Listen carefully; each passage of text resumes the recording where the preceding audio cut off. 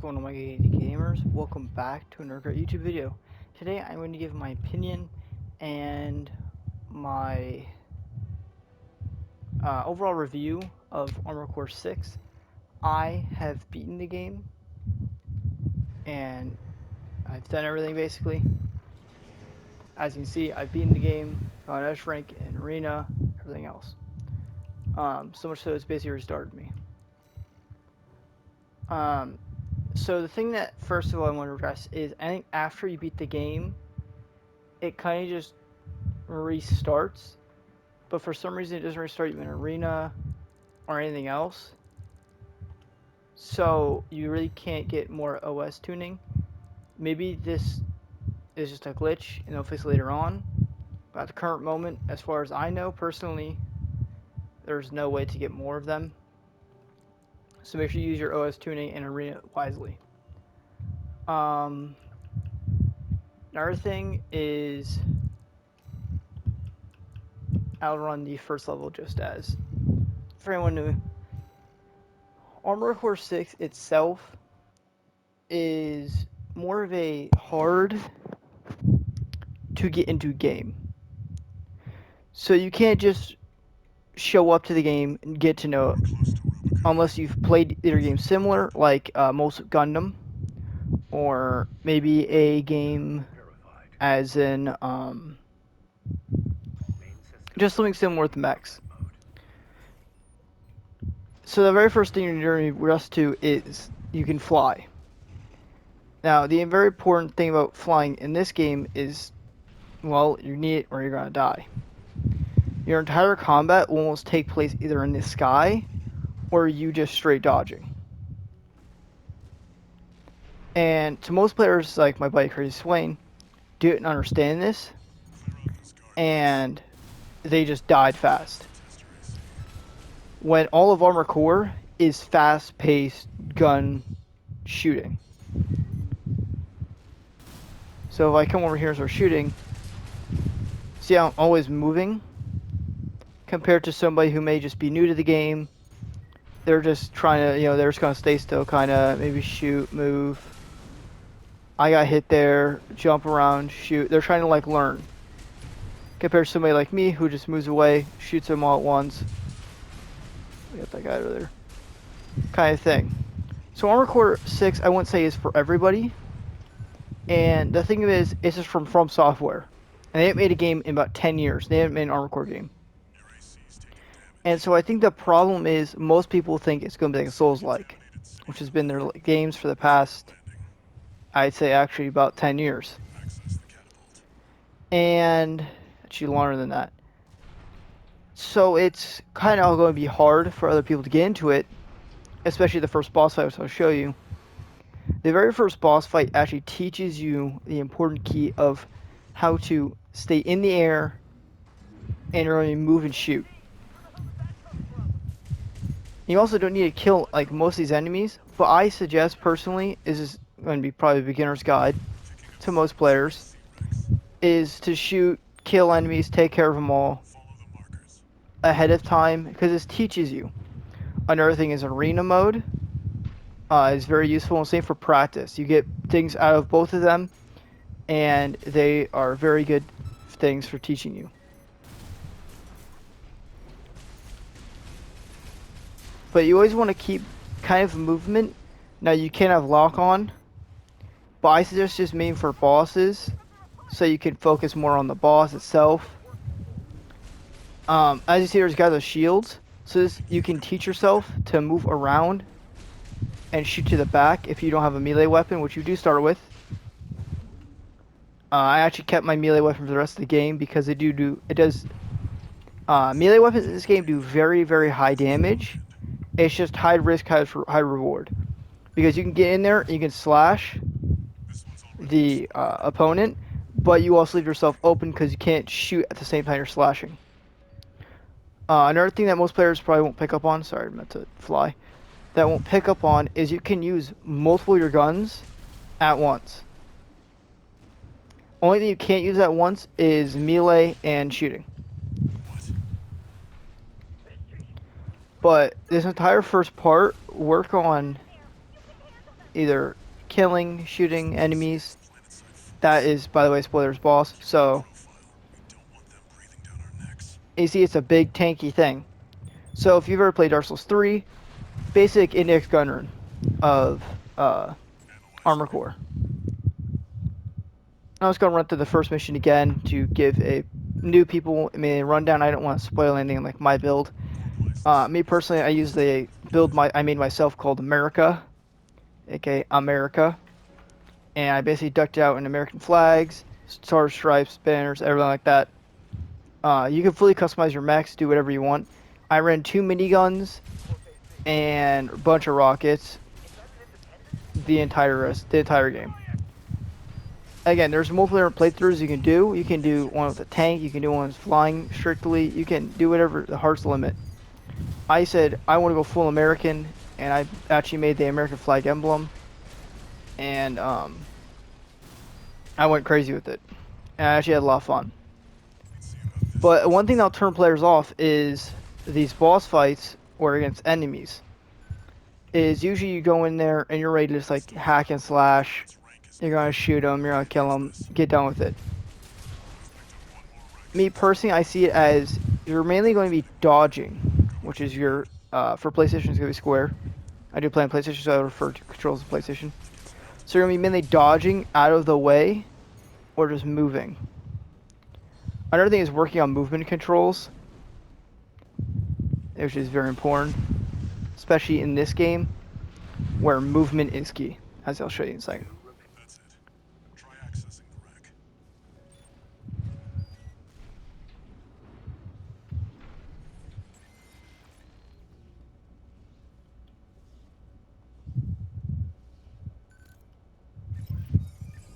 Registration number RB23.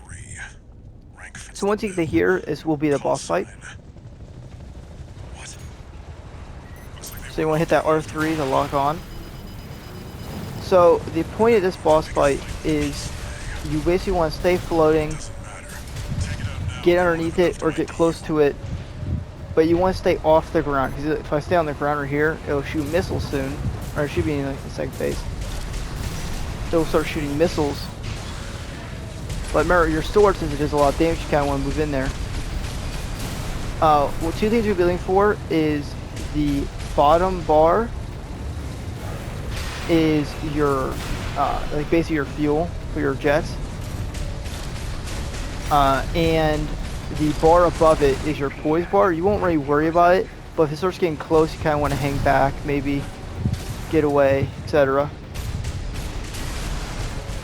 Another thing is if my dot isn't red, I probably won't be hitting these shots.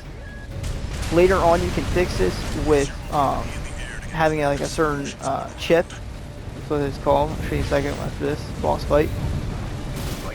It's just the little things that you can improve on your mech always. You also want to watch your HP. I was not watching it. Your HP is in your bottom left corner. Now you probably will die since you'll probably already spent maybe 1 or 2 of your repair kits already. So once it's broken, it's going to take, I think it's double damage, if I'm correct. As far as I can tell, it's double. It just takes a lot more damage and it's not moving. Should now be using its rockets soon. The only thing I think I have a problem with this boss fight is it's too restricting. Boss fights later on are in huge open arenas. And I personally think this boss and one other boss is actually pretty difficult, but there's actually guides against that boss now. So, it's not hard. But you just kind of want to stay underneath it, stay to the sides. Just remember, don't give up. It's going to be like a Souls game. It's going to be hard, it's going to be difficult, but if you proceed enough, you get through it. Yeah, with this boss fight, this teaches you movement. Because if you stay on the ground during this boss fight, it will actually shoot rockets, and the rockets will explode the ground. And explosion damage actually will hit and basically just kill you and destroy your posture damage. That's another big tip, is always watch out not to stay on the ground 24/7. You kind of want to stay either floating or just on top of rooftops kind of thing, moving around, maybe behind rooftops, etc. Armored Core 6, I do suggest / highly suggest you play it. Very fun game in my opinion. I played through it again with a machine gun build and went crazy with it. As you can see, this was my build. I basically had 2 miniguns. I had a 12 rocket on the back, and then I had a sword. And I was kind of mixed between either a light build, but also I could tank damage and I could deal back. And that was basically my build for this game, and I stuck through it the entire, I want to say like the entire game of it, I stuck through with Armored Core. Another neat part is you can buy parts, and if you're not using it, you can sell it. So let's say I don't need this VP66 LH, but like, oh, maybe I didn't mean to sell it. Well, you can go back and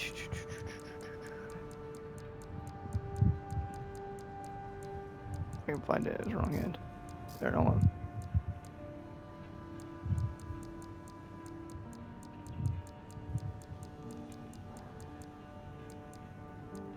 Yeah, so you can easily find the gun and just rebuy it.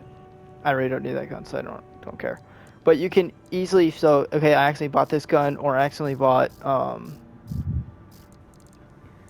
maybe buy tank treads or like the flying car. So the funny thing is, tank treads. Hold on, let me show you the actual big tank treads. Most people will be like, "Oh my god, I'm gonna be a tank." Now the negative to this is you really won't be able to move much. So yeah, you'll be able to movement, everything like that, but you won't be able to actually fly / dodge. Which, if there's a boss with the explosive damage, you're going to take a lot more damage, you're not going to do well. I suggest kind of just staying either mid to light. If you want, you can actually pick this, the little spider legs, which actually allows you to float. You get this about the 3rd or 4th level in, and you actually can float / fly. And it kind of lets you a better, more movement. But again, I stayed light with my boost, so I could actually fly better, move a lot, but also tank damage. Your arms, I picked for the highest firearm specialization, which you over here is basically target performance. The next thing you want to look into is the FCS. That's what it is. Your FCS is going to determine your close range, medium, and long range, and also continues your weight. But don't worry about these. This is just the way of the part, which you'll always see is going to be different. And then the load of it, just don't worry about these two really.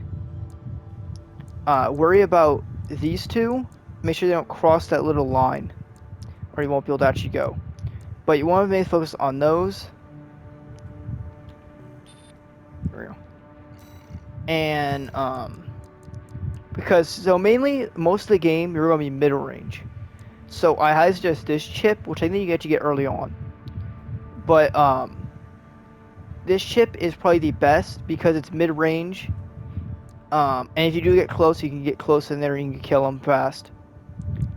You really won't do long range. If you run long range, it's probably going to be rare because most combat encounters are going to be very close or to that medium range.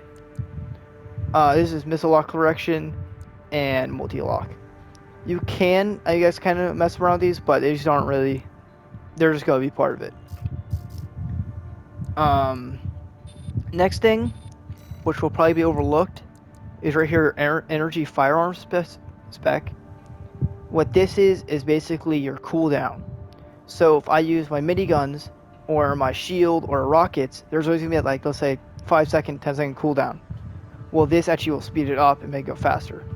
I really didn't notice this till later on in my playthrough, so you can kind of look into it more. I think this one has a bit more than usual.